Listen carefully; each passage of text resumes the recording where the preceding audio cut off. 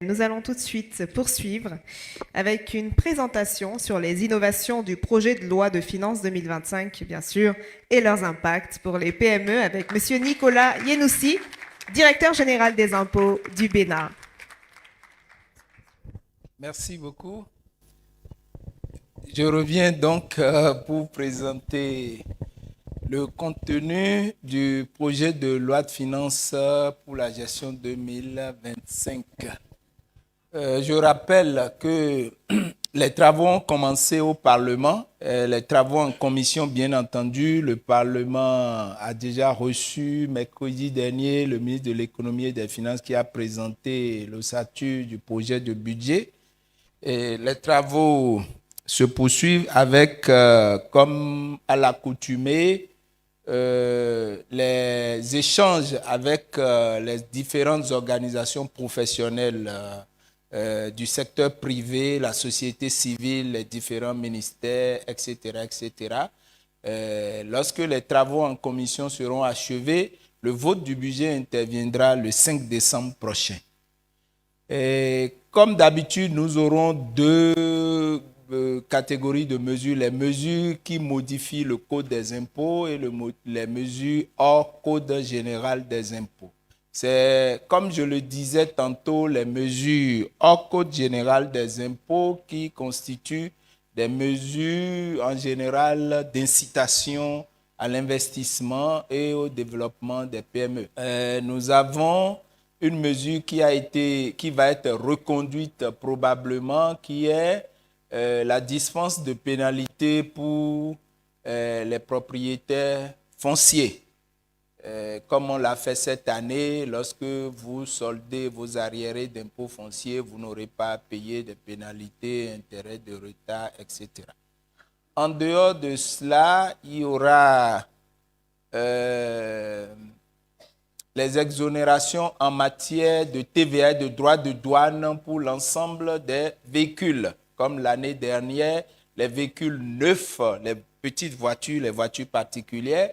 La mesure concerne aussi les voitures de type break, double cabine, les camions à l'état neuf, les autobus, les autocars, les minibus de toute catégorie, bien entendu à l'état neuf. Il y aura également les motocyclettes hybrides ou électriques, également dans le cadre de la lutte contre la pollution atmosphérique. En dehors de cela, nous aurons les avantages qui étaient accordés sur les accessoires de gaz domestique. Donc ces exonérations seront reconduites. Mais une exonération qui concerne les PME, c'est les importations d'équipements pour l'installation d'unités artisanales ou industrielles. Ces exonérations concernent les entreprises qui ne bénéficient pas d'autres avantages dérogatoires tels que les avantages du Code des investissements, la loi sur la zone économique spéciale, la loi sur la zone franche industrielle. Donc, évidemment, la plupart des PME ici présentes ce soir, donc c'est une mesure qui les intéresse. Je suppose pour notre ami qui a présenté son projet tout à l'heure en deuxième position, qui a besoin d'équipements, il va pouvoir faire des investissements sur ces équipements-là en exonération des droits de douane et de la TVA. Il suffira pour lui.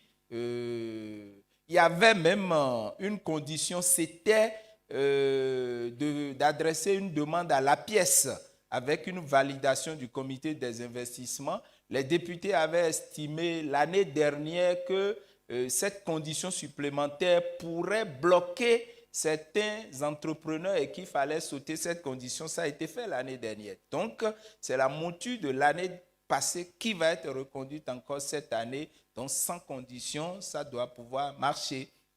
Il y a également les investissements dans le cadre de la rénovation ou la construction de stations-service, stations-trottoirs, les cuves à pétrole et à gasoil. Il y a les remises ou l'annulation des pénalités pour les entreprises qui souhaitent régulariser spontanément leur situation fiscale. Ça, c'est le précédent, mais c'est passé très rapidement. Voilà. Donc, les entreprises qui n'étaient pas connues des services fiscaux et elles-mêmes souhaitent régulariser leur situation, on ne va pas leur faire la misère de leur faire payer des pénalités. On les laisse déclarer elles-mêmes. Voilà. D'autres mesures nouvelles, on va parler comme mesure nouvelle pour 2025 de l'exonération des droits de douane et de la TVA sur les kits de dialyse. On aura également des précisions sur les exonérations concernant les emballages. Parce que l'année dernière, on avait mis en place des exonérations concernant les équipements matériels agricoles, y compris les emballages, et nous avons constaté que cette disposition pouvait créer des difficultés aux entreprises locales industrielles qui produisaient les mêmes biens, à savoir les emballages. Donc, nous avons sorti les emballages de bénéfice de l'exonération pour permettre aux industries locales donc de pouvoir se développer normalement. Autrement, elles seraient envahies par les emballages importés en franchise de droits de douane. Donc, cette anomalie qui avait justement été signalée l'année dernière par APIES, qui veille au grain, va être corrigée dans la prochaine loi de finances. Mais les exonérations sur les équipements matériels agricoles, les pièces détachées pour ces équipements, c'est maintenu, ça va être reconduit. Autre mesure nouvelle, c'est de créer à partir de l'année prochaine un marché des arts sur Cotonou, disons, sur tout le Bénin. Donc, on permettra aux artistes dans diverses catégories, béninois comme étrangers, de pouvoir faire circuler les œuvres d'art véritablement à partir de Cotonou, de faire de Cotonou une plateforme des œuvres d'art, de permettre l'installation des galeries d'art également et de développer un écosystème autour vraiment de ces projets-là. On a mis des dispositions qui accordent des taux réduits en matière d'impôt sur les bénéfices à ces entreprises. Au niveau maintenant du code des impôts, voilà, on aura, en ce qui concerne la taxe foncière, une exonération totale de la taxe foncière en ce qui concerne les terres agricoles. Ce qui avait par le passé au niveau des dispositions légales, c'est qu'il y avait des conditions.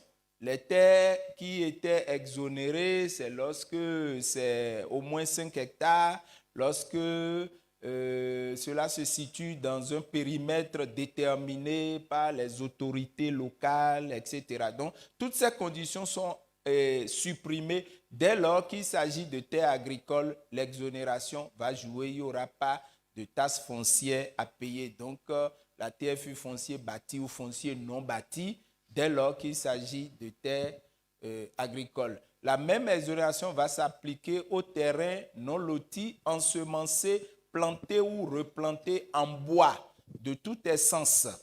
Ces terres seront exonérées. Ça va être pareil pour les jardins d'essai, les jardins botaniques, tout ça. Tout ce qui est terre agricole bénéficiera de l'exonération de la taxe foncière. Au niveau de l'exonération de la patente qui était accordée aux ouvriers, la loi faisait une discrimination et la définition de la notion d'ouvrier était limitée aux ouvriers de sexe masculin. Et étant donné que nous avons pris également des engagements au plan fiscal par rapport à l'égalité femmes-hommes, nous avons donc réécrit la disposition pour supprimer cette discrimination. Sur les retenues à la source, il y avait une erreur concernant les entreprises qui sont en société et pour lesquelles l'État fait une retenue de 40%. C'était une omission dans l'écriture qu'on va corriger. Et puis, je crois, la dernière mesure, c'est l'institution d'une obligation de déclaration pour les activités de l'économie collaborative et les plateformes numériques. Vous savez très bien que ces activités se développent et nous aussi, on doit pouvoir s'adapter à tout ça. Il y a beaucoup d'activités qui passent par les plateformes numériques et on demande aux entreprises qui sont dans le secteur de pouvoir communiquer des informations à l'administration, exactement comme les autres entreprises qui sont installées, qui font des activités ordinaires, le feraient. Donc, voilà l'essentiel des mesures qui sont contenues dans la loi. Pour terminer, je voudrais ajouter quelques mesures que nous avons eu à prendre au cours de cette année et qui sont de nature à permettre le développement des PME. C'est la TVA spéciale que nous avons mise en place pour le secteur de la restauration. Depuis l'avènement des factures normalisées, il s'est avéré que le secteur connaît des difficultés parce que lorsque vous êtes dans la restauration, vous achetez des intrants, vous n'avez pas toujours la possibilité d'obtenir des factures normalisées puisque celui qui vous vend du crin-crin ou du piment ne pourra pas vous produire une facture normalisée. On n'en est pas encore là. Donc, pour éviter que la TVA à facturer par le restaurateur ne soit finalement une TVA brute sur le prix de vente, on a essayé de discuter avec certains acteurs du secteur pour retenir une marge moyenne et la TVA s'applique exclusivement sur cette marge. Donc, cette mesure a été prise au cours de cette année et est déjà en vigueur. Malheureusement, beaucoup de restaurateurs ne connaissent pas la mesure malgré la communication que nous faisons autour et continuent de mettre la TVA sur le montant brut de la facturation. Je regarde mon ami prochainement quand je viendrai acheter du shawarma chez vous.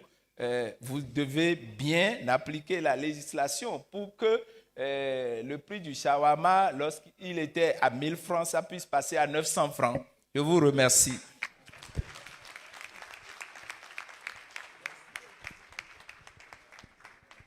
Merci.